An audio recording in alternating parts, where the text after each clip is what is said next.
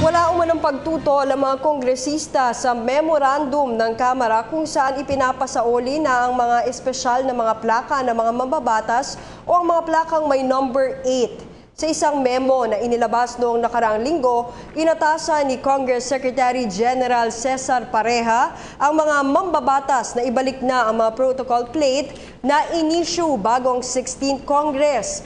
Ito'y dahil nakita raw ang ilang mga sasakyang may special plates sa ilang mga indecent na lugar at mga lugar na pugad ng krimen.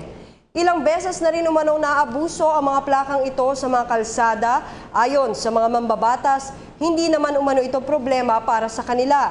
Handa rin umano nilang ibalik ang kanilang mga plaka sa sekretarya ng Kongreso. By all means.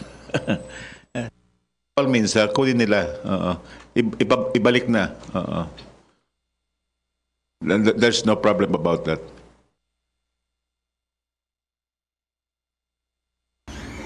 Ako po si Cathy San Gabriel. Subscribe na sa PTV YouTube channel.